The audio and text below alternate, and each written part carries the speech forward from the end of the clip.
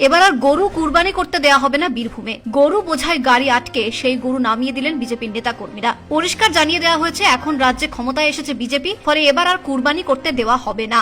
কোথায় নিয়ে যাচ্ছিস? নাম বন্ধ কর সালা।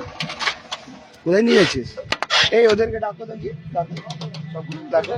হ্যাঁ সব গরু নিয়ে যাচ্ছে, তোরা জানিস না?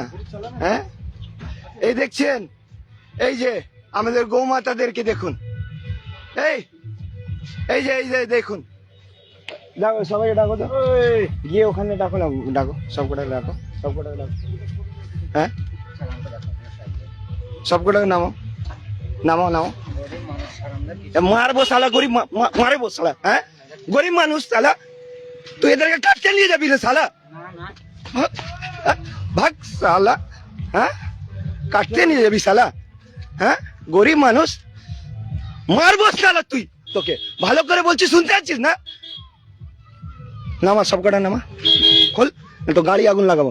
খোল, খুলবি কি গাড়ি আগুন লাগাবো বল? সবকটাকে নামা, এই ডান্ডা ধরো, সবকটাকে নামা, এখন নামা। এই ডান্ডা, এটা বুঝবে না, এদেরকে দিতে হবে। গরু কাটাই বাংলাতে বন্ধ, এটা ধরো তো, জানিস না? গরু এ ভাই, কাটাই বাংলাতে বন্ধ। তোর সাহস কি করে হলো? কালকে রাম রাজত্ব প্রতিষ্ঠা হয়েছে, আর আজকে গরু কাটাই যাচ্ছে। রাম রাজত্ব প্রতিষ্ঠা হয়েছে, গরু নিয়ে যাচ্ছে আজকে। এরা বাংলায় গরু কাটা বন্ধ, নিয়ে যাবে এরা। কোনো গরু কাটা হবে না। তাহলে আজকে বীরভূমে গরু কাটবে, আমাদের কোনো গরু কাটা হবে না। একটাও মাকে কাটতে দিব না, একটাও মাকে কাটতে দিব না। ভালো করে এখন সব করে ছাড়, কল সব কল। এই বাড়ি কোথায়? এই বাড়ি কোথায়? এদেরকে কিছু করছি না, ভালো করে বাড়ি না, কিন্তু গরু কাটবি না বলে কিছু করবো না। ওরা গরু কাটবো না, গরু আমরা শালা কালকে রাম রাজত্ব প্রতিষ্ঠা হয়েছে, গরু কাটাই নিয়ে যাচ্ছে। কত বড় সাহস শালা! তোদেরকে গরু দিব না, যা করার কর। এই দাঁড়া, এই যা করার কর তোরা শালা, এই কেউ মারবেন না এদের। এই দাঁড়া, আমি আছি, দাঁড়া। যা করার কর, আমি সব করব। এদের তোদেরকে কিছু করবো না, তোরা যা। এই ব্যবসা ভুলে যা, এই ব্যবসার কথা ভুলে যা, মাথা থেকে তুলে দে ভাই তোদেরকে এটা ভালো করে পশ্চিমবাংলা। কথা, ভালো করে বাড়ি যা, নাহলে আজকে গাড়িটা পুরাতাম, কিছু করছি না, ভালো করে যা।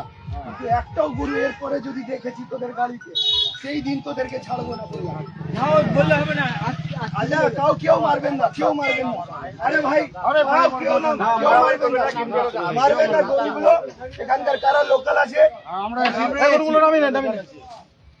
কিন্তু আজকে এরকম ছেড়ে দিলে পরবর্তীকালে এরকম ছাড়া পড়ে যাবে। ফাইসলা করতে সাহস কি করে হলো রে? সাহস কি করে হলো? রাম রাজত্বে গরু কাটবি? হ্যাঁ? হিন্দুত্ব বোধে বহু লড়াই করেছি রে এগুলোর জন্য।